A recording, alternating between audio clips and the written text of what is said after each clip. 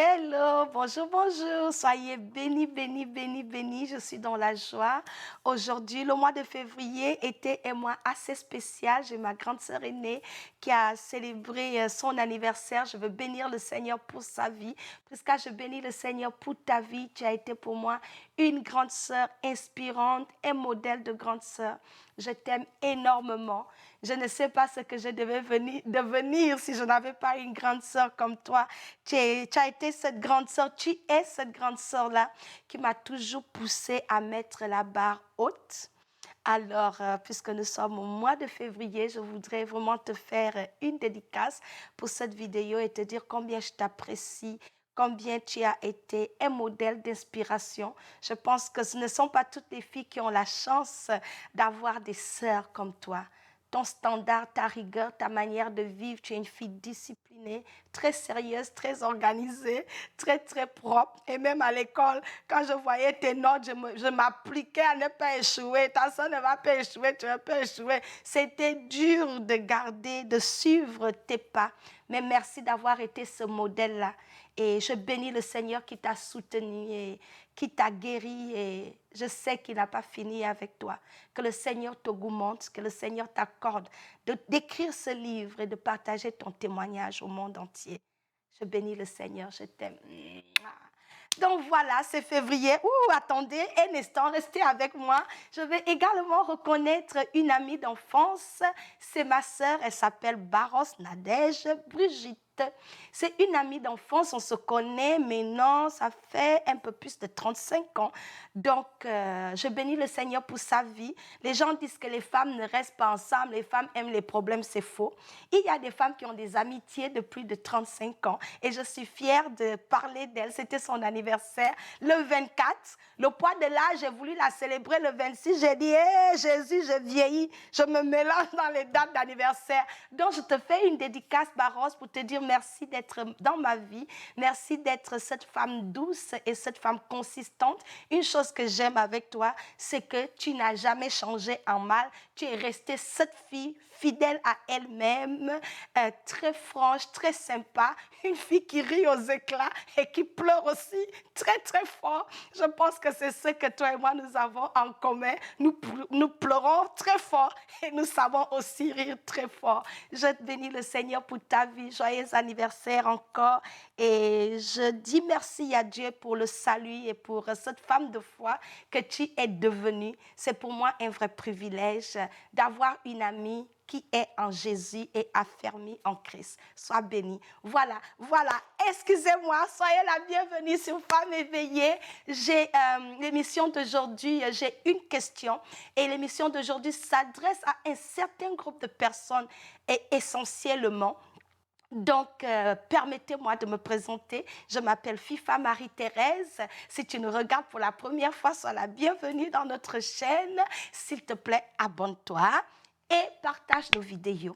J'ai besoin que tu cliques et tu transfères la vidéo à tes amis, que tous tes contacts regardent Femmes éveillées. Je pense que c'est une émission qui peut édifier et encourager. Donc voilà, merci à tous nos abonnés qui nous regardent. Le message d'aujourd'hui est un message que je vais dédier à toutes les personnes qui ne savent pas encore, qui ne comprennent pas encore le plan de Dieu pour leur vie. Les personnes qui sont encore assises dans des excuses à ne pas s'attacher ou à donner leur vie à Jésus. Ce message est pour vous. Alors, le thème de ce message est « Quelle est ton excuse ?» Quelle est ton excuse? Pourquoi cette question? Nous sommes tous remplis d'excuses à ne pas servir Dieu. Je connais quelqu'un qui m'a dit elle va servir Dieu seulement quand Dieu va lui donner quand elle aura un mari. D'autres disent que, d'autres jeunes, j'ai d'ailleurs Richard qui est mon caméraman. Salut Richard, je vais parler de ce que tu viens de dire juste avant de commencer la vidéo. Il m'a parlé de ça, il me disait qu'il a une de ses nièces qui disait à son oncle, qui disait laisse-moi faire ma vie, laisse-moi vivre ma vie, je suis jeune.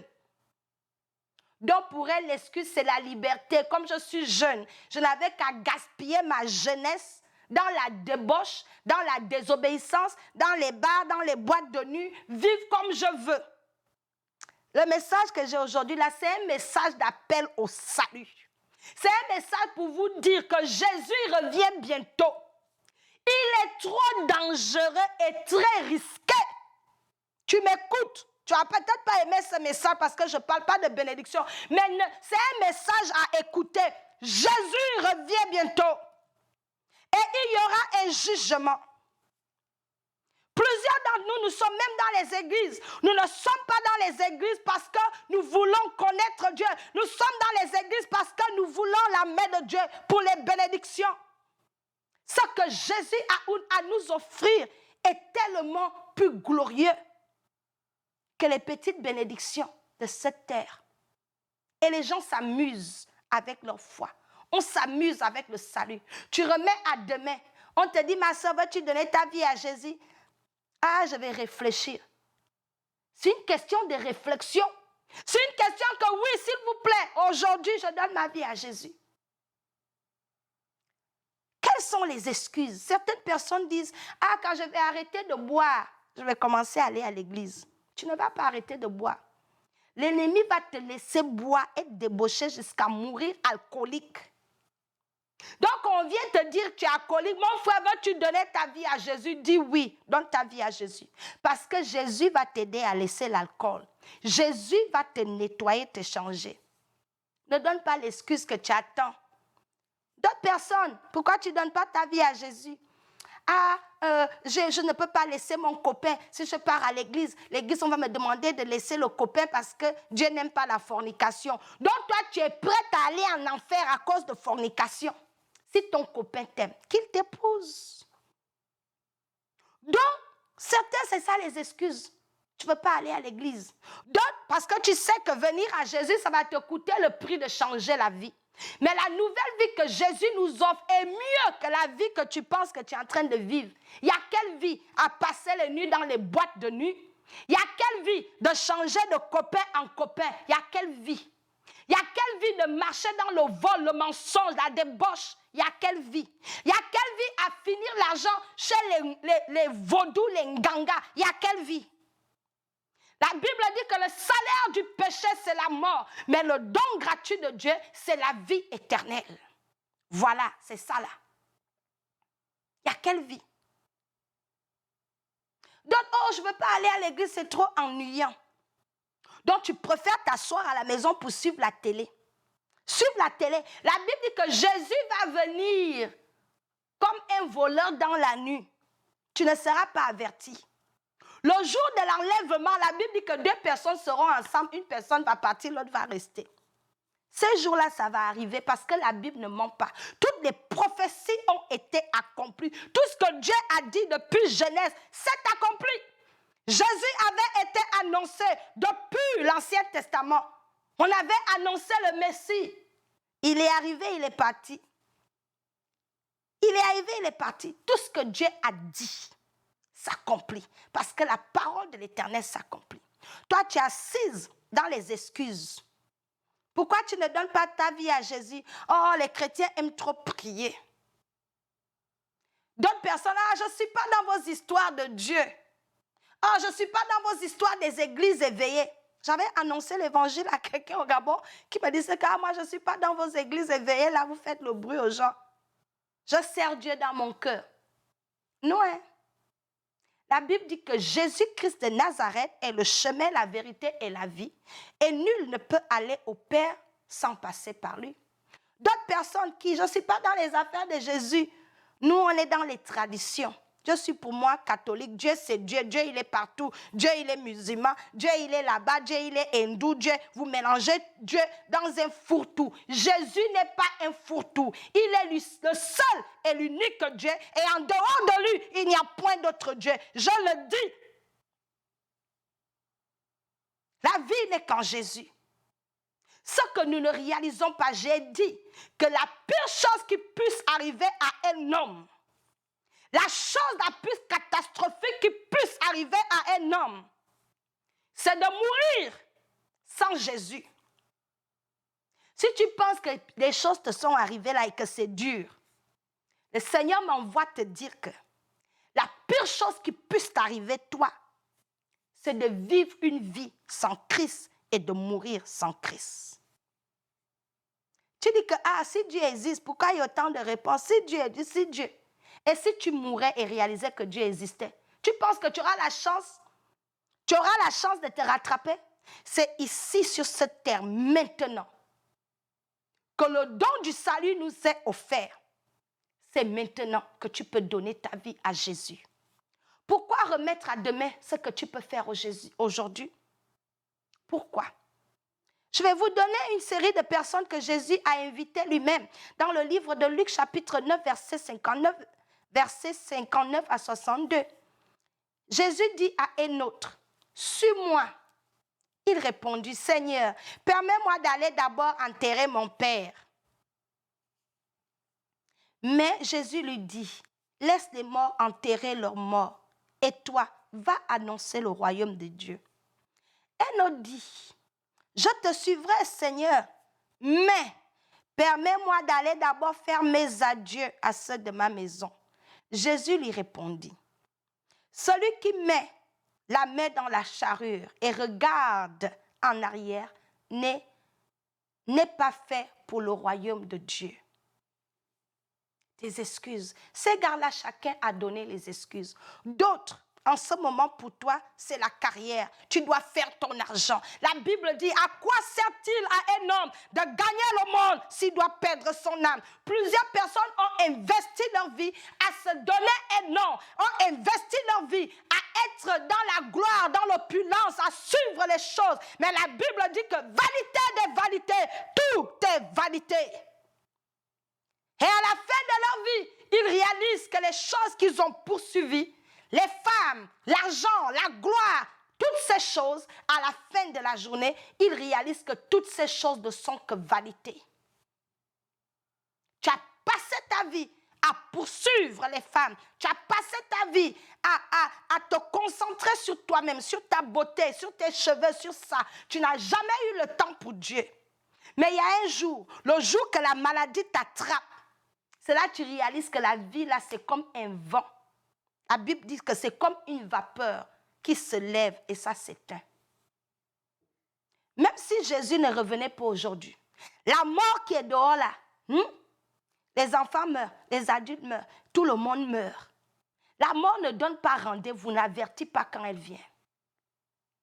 Ma question pour toi, si tu mourais aujourd'hui, où vas-tu passer l'éternité?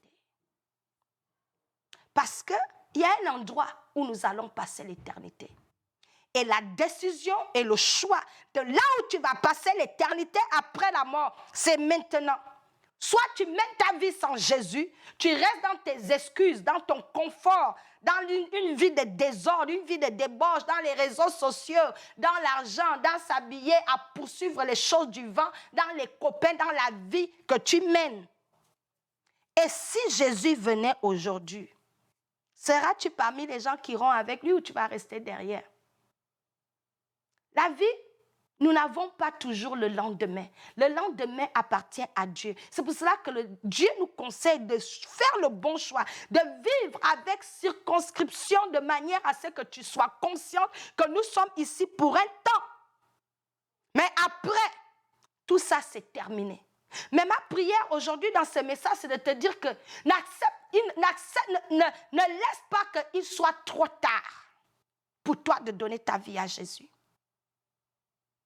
Les choses de ce monde ne sont rien comparées à la vie que Dieu nous offre.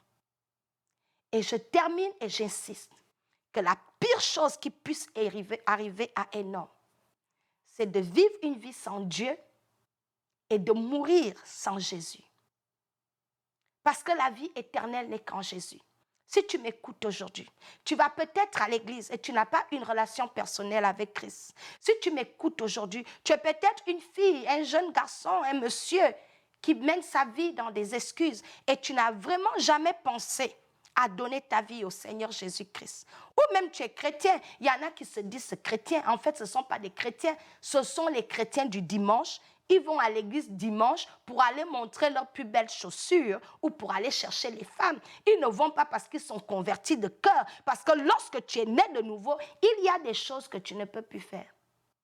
Tu mènes encore la vie que tu mènes là en tant que chrétien. C'est parce que tu n'as pas encore bien donné ta vie à Jésus. Le jour que tu donnes ta vie à Jésus, il est impossible que ta vie demeure la même. Il y a un changement lorsque nous sommes nés de nouveau. Lorsque nous naissons de nouveau, il y a un changement de vie. Tu deviens une nouvelle créature. Mais toi, tu dis tu es chrétienne, mais tu es toujours dans la débauche. C'est toi qui voles, c'est toi qui mens, c'est toi qui n'as égard de personne, c'est toi qui es dans la jalousie, dans les commérages, tu n'as pas de vie de prière, tu t'en fous de tout. Et puis tu dis tu es chrétienne. Ce n'est pas le fait d'aller à l'église dimanche matin qui fait de toi une chrétienne. C'est ta relation avec le Seigneur lorsque personne ne te regarde. C'est ce que tu fais de Jésus en privé et en public. Es-tu né de nouveau? Ça, c'est une catégorie de chrétiens. Mais toi, tu n'as jamais entendu parler de Jésus. Et c'est la première fois que tu entends ce que je dis. Aujourd'hui, ma sœur, je te pose la question. Veux-tu donner ta vie au Seigneur Jésus? Aujourd'hui, la Bible dit, aujourd'hui est le jour du salut. Je vais lire rapidement Hébreux chapitre 4, verset 7, avant de te donner l'opportunité de donner ta vie à Jésus.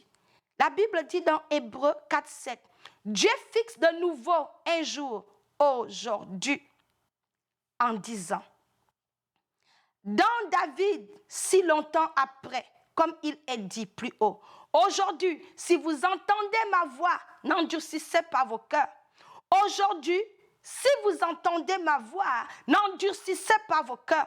Apocalypse chapitre 3, verset 20.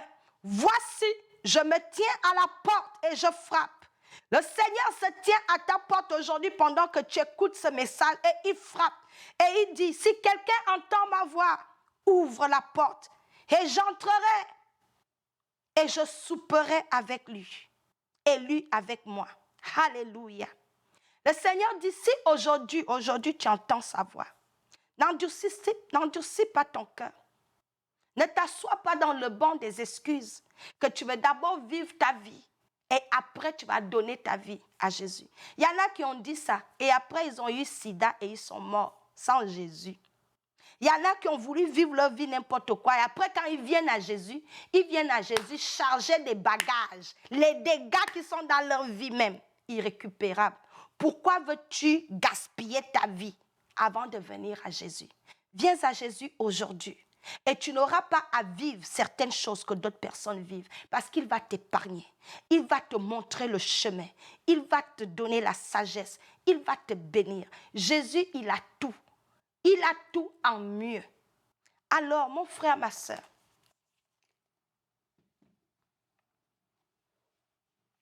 je voudrais que tu prennes la décision aujourd'hui de mettre de côté les excuses et d'accepter cette invitation.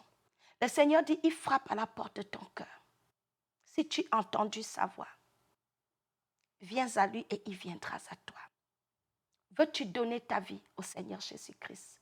J'ai donné ma vie à Jésus très tôt dans mon enfance. C'est vrai, dans la jeunesse, j'allais à l'église parce que c'est ce qu'on faisait. On a grandi dans une famille chrétienne. Mais un jour, j'ai fait une rencontre personnelle avec Christ. Là, ce n'était plus le Dieu de ma mère. J'ai découvert Jésus pour moi-même. Et ma vie n'a plus jamais été la même. Il a changé ma vie pour le mieux. Je sais de quoi je parle. Il a changé ma vie pour le mieux.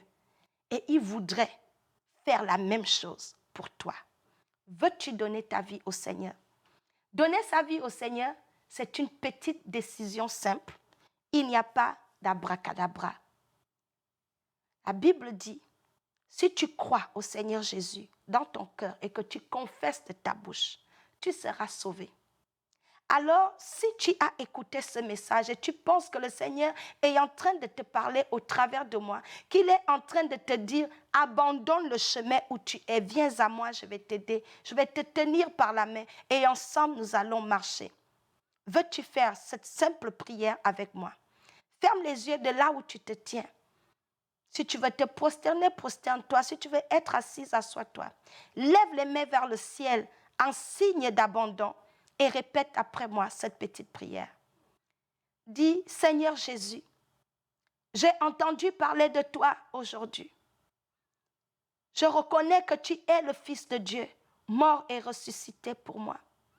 Merci d'avoir payé pour mes péchés sur la croix. Aujourd'hui, Seigneur, viens dans ma vie. Je veux faire de toi mon Seigneur et mon Sauveur personnel.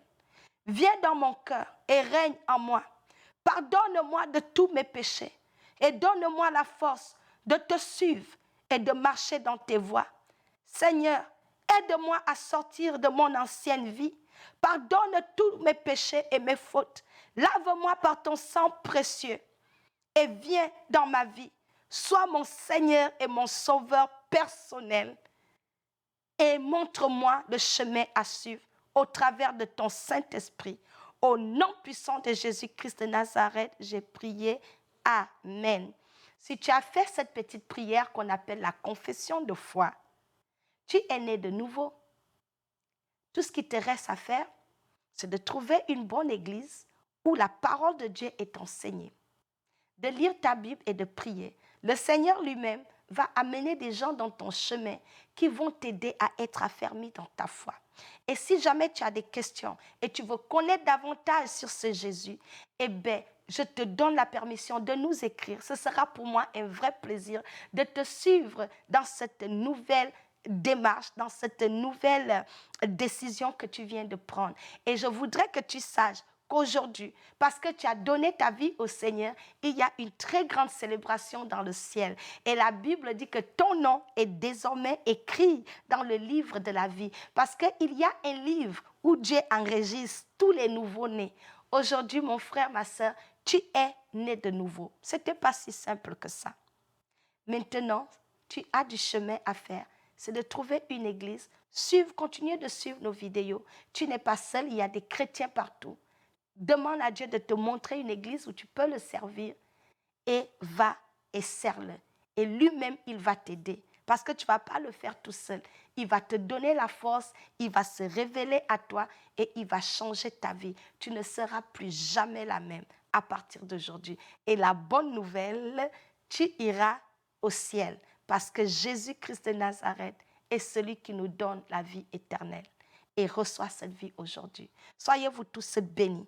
Plus d'excuses. Servons le Seigneur. Servons le Seigneur avec crainte et tremblement. Les jours sont mauvais et Jésus revient bientôt.